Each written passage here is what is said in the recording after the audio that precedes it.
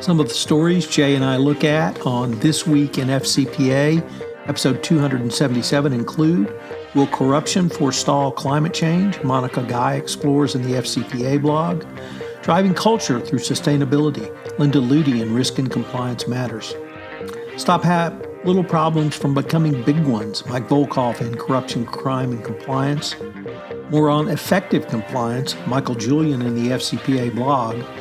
How is success defined in ABC compliance? Matthew Stephenson in Global Anti-Corruption blog. Revisiting your whistleblower program. Debevoise Plimpton lawyers in compliance and enforcement. What is the role of the board of directors in ESG? Randy Vi Morrison and Jurgita Ashley in the Harvard Law Forum on corporate governance. Disclosing cybersecurity issues. Matt Kelly in Radical Compliance. Mashrek Bank fined $100 million by the New York State DFS. Jaclyn Jaeger in Compliance Week. And tailoring your design thinking program that fits for you. Carsten Tams in LinkedIn. New podcast, events, and a great new book. All of this and more on This Week in FCPA. Hello, everyone. This is Tom Fox back again with Jay Rosen, Mr. Monitors himself, for This Week in FCPA, episode 277 to the week ending November 12, 2021, the Immunized Not Vaccinated Edition. As we find out about the fine assessed to Aaron Rodgers for lying to the NFL and not being vaccinated, as he claimed, was less than a player who had his shirt tail untucked. Jay and I are back to take up some of the week's other top compliance and ethics stories. Jay, what say you? I say let's just jump right into this and see what's in our top 10. First off, Tom, will corruption forestall climate change? Jay, I've beginning to see more and more of these type articles, and I think it's really prescient for Monica Guy to post this in the FCPA blog, and it really brings up a pretty big question on: is climate change going to be addressed from the top, where governments try to step in, both governments from the developed world to helping less developed governments, or something else, and utilize money to really help fight climate change? And the problem is, if large amounts of money are directed either through the World Bank or the IMF, or direct loans or other funding from Western governments to governments which have big corruption problems, you could see a basically stealing money from climate and clean energy projects, as Monica lays out. Of course, the theft of money is not simply the only way. There can be a lot of weakening of laws, bribes, kickbacks, and other forms of corruptions can negatively influence policy decisions, and even down to the tactical level of individual refineries or other high carbon producing facilities. Certainly, the corruption that we've seen in many countries, which is endemic corruption, destroys trust and hinders humanitarian actions. So what can we do? And really, this, I think, speaks to what President Biden foresaw last spring when he announced his national security directive and putting corruption on a national security footing, so that people understand this is a real national security issue and climate issue, and we need to really try to root out corruption at all levels. And unfortunately, carbon emissions don't stay in one corrupt country. They will, of course, migrate with the winds. And so it's going to be hard to sustain a concerted effort if basically the funding is being stolen by the usual suspects. Jay, that really leads into the next article that caught our collective eye, which was driving culture through sustainability. So is there a way that an ESG concept like sustainability can help improve your corporate culture? Yeah, I think that's a great segue, Tom. This comes to us from the Navex Global Risk and Compliance Matters blog, and it's by Linda Luty, and it's Purpose-Driven Culture Through Sustainability. As Tom said, many companies today are reevaluating their connection between purpose and profit. A growing cohort of investors and business leaders now recognize in many cases that the two go hand in hand. Traditionally, companies would rely on charitable contributions and timely social media campaigns to promote equity and inclusivity. Now, truly purpose-driven organizations are embedding purpose-driven values across their organizations. Environmental, social, and government initiatives, more commonly referred to as ESG, have become tenets of what being a purpose-driven organization is all about. In the article, Linda takes a look at a company called Jurgita, which is a leading global manufacturer of building products, and it's committed to having a purpose-driven culture and sustainability. Last year, the company issued their inaugural ESG report, and the CEO, Gary Michel, said, "We delivered our first ESG report. They're really the first opportunity for us to take a cohesive look at all the elements of ESG and see how they relate to our stakeholders and benchmark against other companies." For Jurgita, sustainability is core to their business, with stakeholders throughout the organization advocating for specific areas of ESG. ESG is not just one task or focus area, it's a company-wide strategy. A cross-functional global team was very interested in defining ESG areas of focus for the company. A lot of people focus on sustainability and what that means for a company and its products. In our case, energy efficiency is something that they've worked for and towards over a long period of time. We think it's about social areas, about inclusion, for example, bringing diversity into the company and the advantage of having employee resource groups within. We do quite a bit in the communities we serve to be good corporate citizens, and we're also involved in things that make our communities better. Jurgita conducted a materiality assessment in over 18 months, refined their framework focusing on sustainable, energy-efficient products, supporting a circular economy, sustainable supply chain, and ensuring growth. ESG is critical to their long-term shareholder return, and they see time and again how important it is for long-term viability of enterprises. Attracting talent and giving back. Being driven by purpose has also been a boon for the company's talent strategy. For more recent graduates, the ESG focus has been a large attractor. We have made significant pushes in recruiting diverse candidates at early stages, including in the early career rotation program. Throughout the COVID-19 pandemic, giving back to the community has been a priority. The company's people love to be involved. They love to be hands-on. It's not just about giving money, but it's about giving time and effort. So gaining buy-in, where does one start? If your organization does not have a comprehensive ESG strategy, it may be daunting to think of where to start. But between upcoming regulations and investor and public interest, it's critical to prioritize efforts. The most important thing is to understand deeply your company's strategy from business perspective and not allow yourself to be siloed out. The reason we can be successful in ESG or broader and outside traditional legal or compliance world is if we're viewed as true business partners. And the way you can be viewed as a true business partner is to understand businesses deeply. In this company's case with ESG, the way in which they define it is not a compliance function, it's a business strategy. Compliance's role within ESG is to ensure transparency and accountability.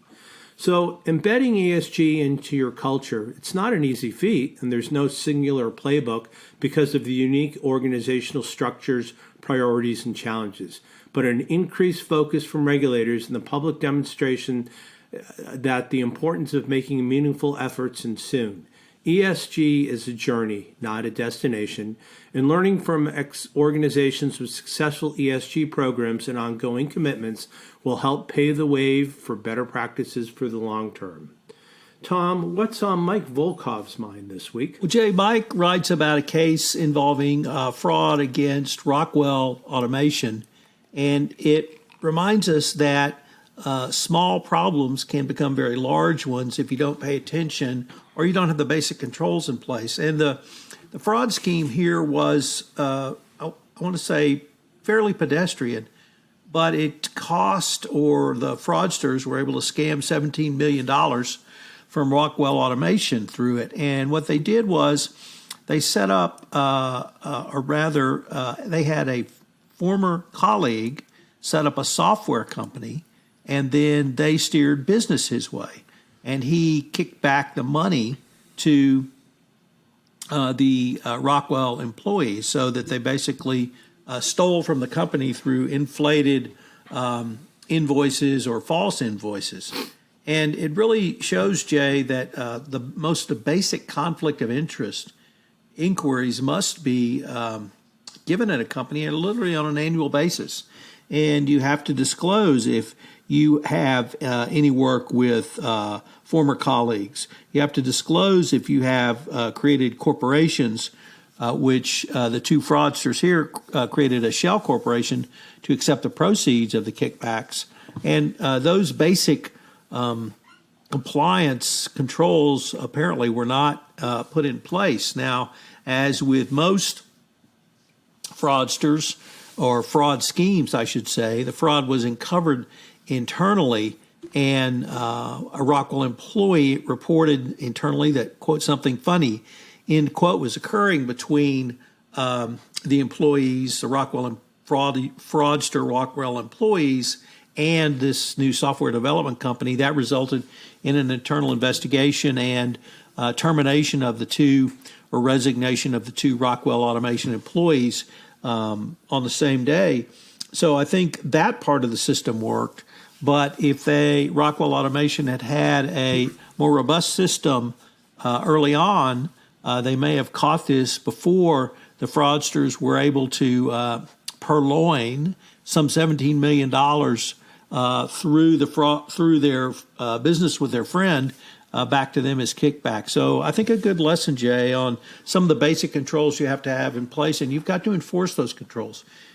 And you've got to run routine checks. So good reminder how a little problem can become a big one.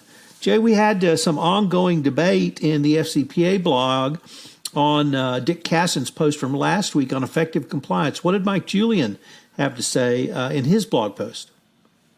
Thanks. So Mike read the recent FCPA blog post that Tom spoke about last week, and it was entitled, "Can We Really Measure Compliance?" And as Tom said, Dick Cassin touched on one of the essential areas the compliance community needs to work together to improve our approach. According to Michael, we need to assess how our programs are progressing and then be able to share that data with various stakeholders. Michael agrees that the guidance from various regulators does not provide much detail, but being able to measure the performance of a compliance program effectively and objectively is critical to the future of our profession. Michael is an enthusiastic supporter of the ISO 37001 standard and feels it provides a robust framework of assessing the performance of your compliance program. It all starts with the important step of identifying goals that the compliance program seeks to achieve. In this framework, the objectives of the compliance program need to be set after an in-depth interview of the organization's, or rather an in-depth review of the organization's risk profile. Each objective needs to have an action plan to address and mitigate risk, and each action plan needs performance indicators that allow the compliance team to pilot the program and communicate its performance. Let's take Richard's example of training. Following the number of employees who have been trained is one way to measure compliance. Still, it is true that an indicator of the number of people trained does not show whether participants learned anything or that will impact any future behavior. So how do we quantify this second aspect, the performance of our training initiatives? One solution which comes from our HR colleagues is to implement cold assessments, which consist of contacting employees at a given interview and after they have completed training, say 6 months, for example, and having them complete a short quiz to see if they've integrated these concepts. It's also important to be a bit creative and take a holistic approach to compliance. Another possibility is to review cases that have been reported through the company's hotline and see if the reporter became aware of compliance issue as a result of training. Finally, if the organization has an internal audit team, this is an important source of performance data for the compliance function.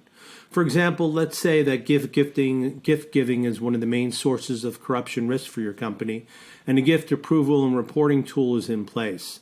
In this example, the company could work with the internal audit team to review employee expense reports and to verify what percentage of identified gift expenditures followed the company policy.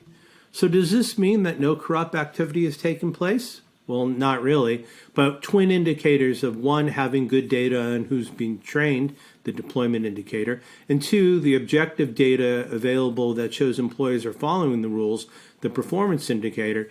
These two measures taken together tend to show the compliance program is effective and performing well. We cannot see into the hearts and minds of our employees, but we can identify areas of risk and then put into place processes to help colleagues in the organization mitigate them as much as possible and to use data at our disposal to gauge performance. Turning back to where we started, Michael thinks Dick Carsten has raised a valid and important point. We in the compliance community now need to continue this critical discussion to share best practices and adopt a common standard benchmark for measuring our compliance programs. Tom, what is new in ABC compliance? Well, Jay, you're a pretty practical guy. You went to business school, and you're really don't have an academic bend. But I grew up as a professor's kid, so I'm used to seeing these very lengthy academic debates, and we've actually had one going on over the past several weeks over at the Global Anti-Corruption blog, and it's really trying to define and then measure anti-corruption success. And this week, Matthew Stephenson, and he has participated in these debates, talked about or had some reflections on it, and he really lays out general outlines of the positions. One is that on a very macro level, it's difficult to see if there's really any sustained progress in anti-corruption from the 30,000-foot level, because the world still seems to be mired in it with $3 trillion a year lost to the international scourge of bribery and corruption. If you couple that, however, or not couple, but contrast that rather with the down to a more tactical level, are there good government reforms that are occurring? Are there deals that are not getting done because of anti-corruption compliance programs? Down on the ground level, do we see more actual success of anti-corruption compliance programs? Obviously, that's something that Michael Julian and Dick Carsten really talked about as well. And he sums up with a few concluding thoughts. And the first is that there's really no one understanding of success. And unfortunately, like the current political debate, many of the academicians are really talking across each other. And this really leads to what is the model for a measurable incremental progress in the fight against anti-corruption? Is it some type of systemic long-term approach? Is it a dramatic approach? Is it a tactical, much smaller approach? He does believe that both perspectives have something useful to offer, but that we need to try to meld them. And in his fourth point, he really takes it back. And I read all of these debates, Jay, and they literally were around what's the definition of success? What's the definition of effectiveness? And they really couldn't come up with one definition for any of that. And until we can have a definition, it's probably going to be hard to agree on a measure. So for those interested in academic debates, this was a pretty interesting one. For those perhaps a little more grounded in the practical realities of things, I think the debate, or at least a dialogue between Dick Carsten and Michael Julian was equally important and equally valid to have. So I think a lot of people are thinking about this, and they're going to continue to do so. We're going to have a quick word from our sponsor, and they'll be right back with more on This Week in FCPA.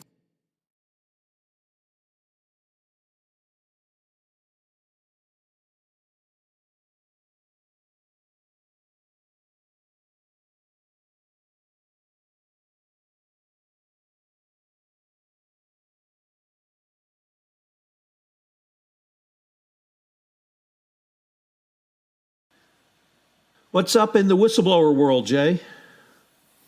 Well, we've got an article that comes to us from the NYU Compliance and Enforcement blog, and it's from 4 attorneys at Debevoise, Avi Gesser, Anna Gressel, Corey Goldstein, and Michael Pizzi. And it's entitled Cybersecurity and AI Whistleblowers, Unique Challenges and Strategies for Reducing Risks. Several recent developments have caused companies to review their whistleblower policies and procedures, especially in the areas of cybersecurity and artificial intelligence. First, on October 28, 2021, New York State amended its labor law to dramatically increase whistleblower protections.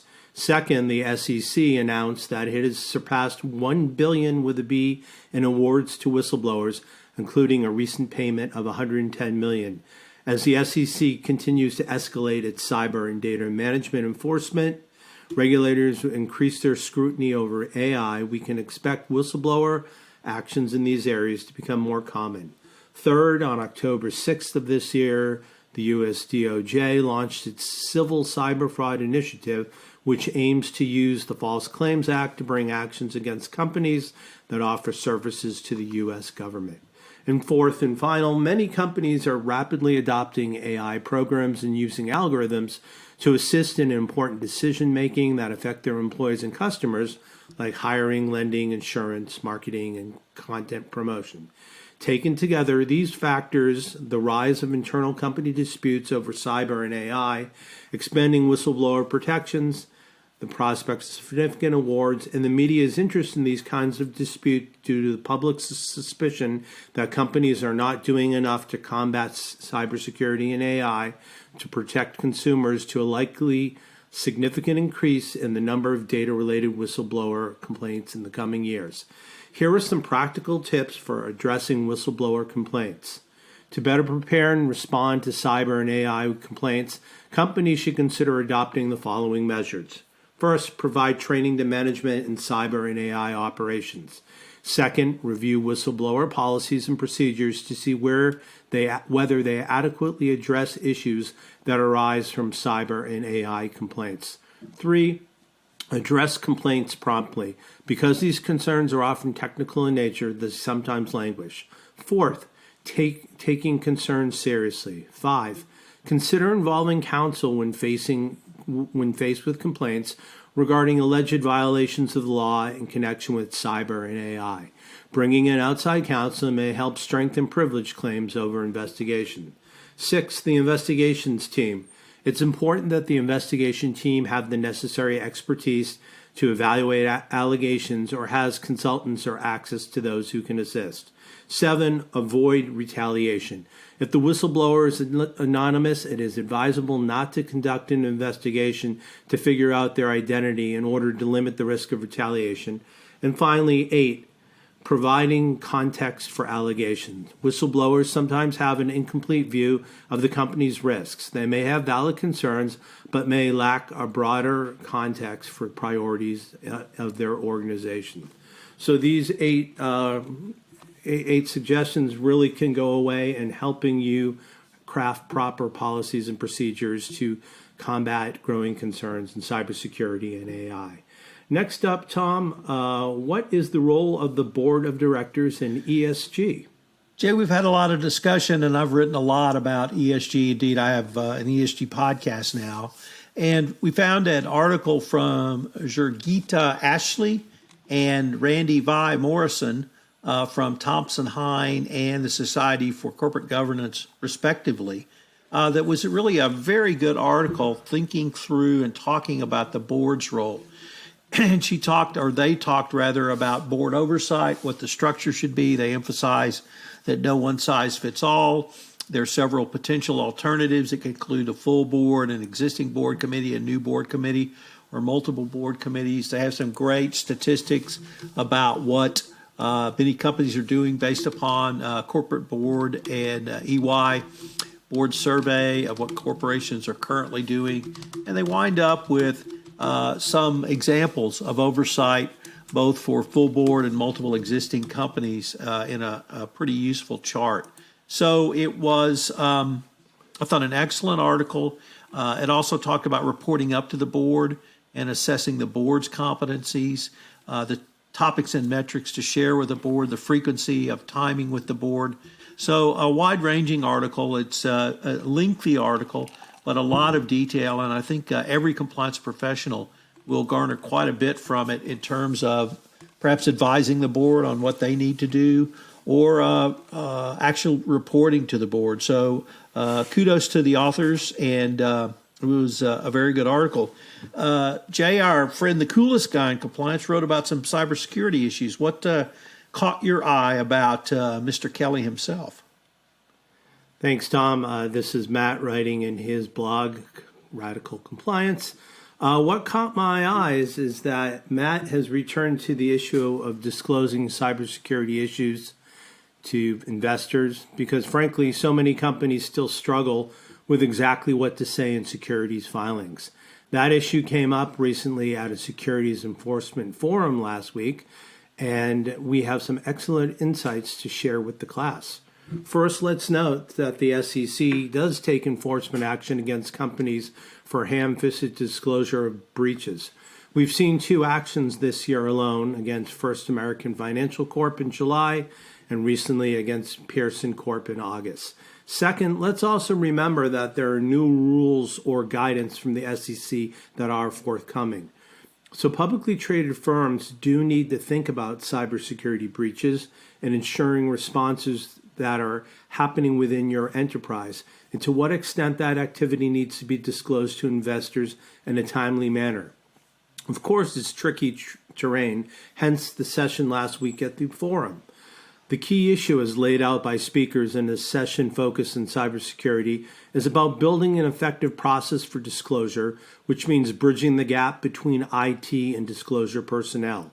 Indeed, while SEC guidance on cybersecurity uses the phrase disclosure controls and procedures to describe what a company must have in place. Typically, those relevant groups will include IT, legal, compliance, and finance teams, perhaps with investor relations and a few other functions tagging along. The main point is the company needs to have a structured process for the communication to happen. A process to do what exactly? The SEC compliance does have advice on what your disclosure process should do. Quote, provide an appropriate method of discerning the impact that such matters may have on the company and its business. Matt breaks down the sentence into its component parts. If a company wants to discern the impact of the breach, it will need several capabilities. For example, it will need some basic amount of forensic capability simply to understand what's happened. And second, the company will need an ability to put that damage into financial and legal context. To understand the financial context, at the very least, the company will need an ability to estimate disaster recovery and remediation costs. We also have the second part of the guidance, quote, a protocol to determine potential materiality of risks and incidents. Cybersecurity breaches can lead to a few types of material costs, such as lost revenues, remediation costs, regulatory investigations, and higher insurance premiums. Clearly, a lot of those materiality judgments will be subjective based on the knowledge and competency of senior executives. That's okay because it brings us back to the basic point that you need a process for clear communication. Cybersecurity breaches also bring up inside trader concerns, and that has been a sore point with the SEC for years, that senior executives should not trade shares in advance of disclosing news about breaches. Companies and directors, officers, and other corporate insiders should be mindful of complying with the laws related to insider trading. Some compliance officers might say, hey, we don't have to worry about insider trading because our company has a plan for insider stock sales on a fixed schedule. Matt can't help but recall warnings from former SEC Chairman Jaclyn, who said last year that these plans may not keep your senior executives out of trouble.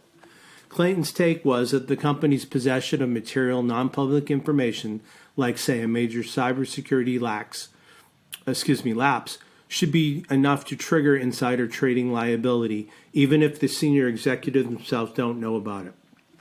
A well-designed insider trading policy should have controls in place to prevent senior execs and members of the board from trading once the company is in possession of a material non-public information. Cybersecurity events are especially prone to fit Clayton's circumstances. The IT department might know about a breach but not disclose staff about it, or the disclosure staff might misunderstand the facts and mistakenly conclude the event may not be material.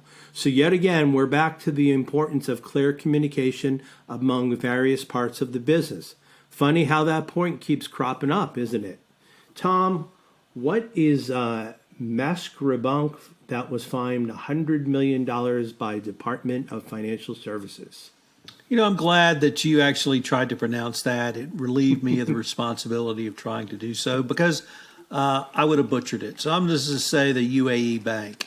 And a UAE bank was fined by the New York State Department of Financial Services $100 million for violating now repealed Sudanese sanctions and for having an inadequate compliance program in place. According to the consent order between 2005 and 2009, the bank processed over 1,700 payments worth $4 billion through U.S. financial institutions, which violated Sudan sanctions, which were repealed in 2017. And Jay, really, the reason I selected this story is not only is it from our good colleague Jaclyn Jaeger over at Compliance Week, but it shows that in the financial world, financial institutions and banks, you can be fined heavily for having inadequate compliance in place. So that's point one. But the other point is, I think, Jay, even today, many compliance professionals do not know who the New York State Department of Financial Services is and their role in regulating the banking industry, because most banks of any size, both domestic and internationally, have some type of New York presence. They have regulatory authority over them. And they're a pretty tough regulator, and we've seen them toss out some big fines.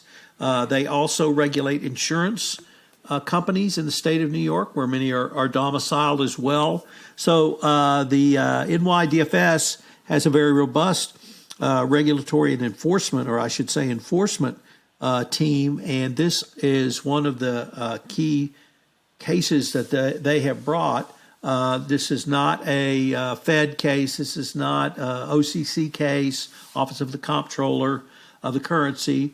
This is a state agency, or in the case of this, the Department of Financial Services in New York. So kudos to bringing this. And for foreign banks who think, well, I get a pass from the Fed because we'll lobby State Department to State Department, you better watch out for the DFS. If you really are violating the law, they could turn around and bite you just as hard and as strongly as the Fed could do. So, Jay, we conclude with one additional article from Carsten Tams. What's he thinking about today? Well, he's been thinking about design thinking for a while, but in today's specific article, which he publishes off his LinkedIn account, he's going to describe 7 specific applications of design thinking that ethics and compliance practitioners can use in their work. Regardless of the size of the event or the complexity of the problem at hand, design thinking is a useful social technology for ethics and compliance practitioners. Integrating design thinking into your E&C and activities confers 3 benefits. First, speed. Design thinking provides a well-structured process template that enables timely progress towards milestones. Second, innovation. A human-centered and co-creative redesign process improves the chances of developing highly effective industry-leading practices and establishing the company as an innovation leader in ethics and compliance. And third, buy-in. The open, co-creative nature of a design thinking process promotes buy-in by critical stakeholders. There are many different ways to do design thinking right. There's no one-size-fits-all blueprint that works for all occasions. On the contrary, design thinking is best understood as a flexible concept. Effective design thinking experiences can happen either in person, relying on a conference room, pens and sticky notes, or they can unfold virtually, making use of various online collaboration tools. Design thinking experiences can range in length from bite-sized 20 minutes ideation during a Monday morning meeting to full-blown enterprise open innovation projects. Here are 7 examples of how the E&C practitioner can use design thinking in their activities. First, the CECO's first 100 days. A newly appointed CECO can offer design thinking to implement a process that's both time efficient, participatory, involving the E&C program's key stakeholders. Second, targeted redesign of a program element. E&C practitioners need to redesign specific elements in their programs, such as the company's code of conduct, website, training, or other anti-retaliation efforts. 3, comprehensive program overhaul during a monitorship. This is one of my favorites. At other times, companies need to comprehensively overhaul and upgrade their E&C program, for example, after they've experienced a significant breakdown and have been placed under monitorships. E&C Ambassadors Conference. Many companies regularly invite their network of compliance ambassadors embedded in their business units to an annual or biannual conference. Number 5, E&C Strategy Retreats. CECOs can use the design sprint format to engage their team in structured strategies and process. Team meetings. Practicing design thinking does not always require a full-fledged design process. It can also be applied simply by making space for short design thinking exercise. And 7, design thinking as a way of work and life. These examples are by no means exhaustive. One of the most effective ways to practice design thinking is to infuse its principles and methods informally into your daily interactions with people. Practicing design thinking in our daily lives requires that we view others with a fundamental positive regard, recognizing that everyone brings their unique experience and creative capabilities to the ethics and compliance conversation. Effective design thinkers approach the social interaction with a dialogue posture prepared with a set of meaningful questions regarding their interlocutors' needs and aspirations. Practicing design thinking as a way of work also implies that conversation partners recognize each other as fundamentally equal, irrespective of their respective hierarchical positions. From a design thinking perspective, leadership is a process by which capabilities latently available within a group are effectively elicited and applied productively. Finally, Carsten offers 6 basic questions to ask to get yourself ready. The following questions can help in planning your next design thinking experience. Challenge. What type of problem are you trying to solve? Stakeholders. Who are the critical stakeholders for your project? Group size. How many people will you be looking to include? Time. How much of it can you allocate to the process? Location. Are you planning in person or virtual? And finally, budget. Do you have enough to make do with a shoestring budget, or do you have a little money to spend? The best part of design thinking, it's easy to apply, and based on the great advice from Carsten, here are some keys to get it started. Tom, that is the end of our stories for this week. What are we looking at in terms of podcasts and events? So, Jay, lots to talk about. First of all, I recorded a couple of weeks ago and posted this week one of the most fascinating podcasts I've done. It's with Detective Ed Gillespie. He is the policeman poet of the Baltimore Police Department, and he uses poetry to help him deal with the stress and PTSD that he has suffered as a police officer. He was spoke in Kerrville, so I got the chance to interview him live. And midway through, it struck me that the poetry he writes sounded just like the war poets from World War I. And I'm a big fan of the war poets. If you have studied their work at all, you know it's very different than the literature from World War II or even the Korean War or the Gulf Wars. in the 90s and the aughts, it is most closely allied with the Vietnam experience. So at any rate, fascinating interview. We are running towards the end of effing Argentina. And this week, Greg Greenberg, in a not very well hidden autobiographical sketch, talked about his aged mother losing her purse after a theater performance on Broadway in Schubert Alley and the exasperation over that. It's really funny. This week on the Compliance Life, I'm continuing my exploration with Wendy Badger. Wendy had some really interesting thoughts, Jay, that sometimes, and this may be, you may have experienced this, sometimes you have to change career ladders and maybe take a step down to be able to go up again.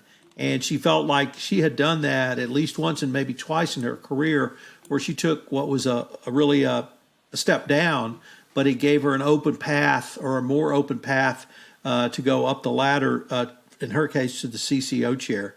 I had a sponsored podcast series with 6 Clicks. They're a GRC product company. It was a fascinating exploration.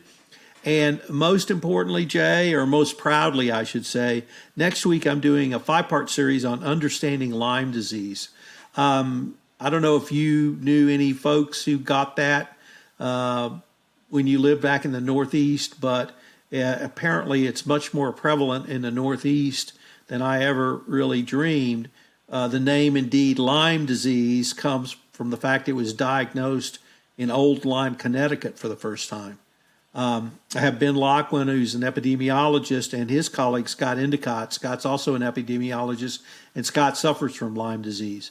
And so they walk us through the origins and evolution, the diagnostic dilemmas, treatment and innovation, immunity, and really looking ahead. It's a fascinating study of a disease that's not well understood, and if you suffer from it, not only will you probably be misdiagnosed, it's a lifelong disease. You're never rid of it, and you manage it going forward. So that premieres next week, 10 a.m. every day on my Greetings and Felicitations podcast, but it'll be available through the Compliance Podcast Network and all the usual sites. And lastly, Jay, if you still need the best compliance handbook, which what Matt Kelly has called the Compliance Bible, you can check out my interview on Bestseller TV, and or you can actually buy the book. So my preference is number 2, but if you want to do number 1 and number 2, I'm equally happy.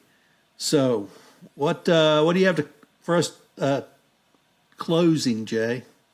Well, I get to do the emails because I'm really good at that. If you'd like to get in touch with Tom Fox, who is the voice of compliance, he can be reached at tfox@tfoxlaw.com.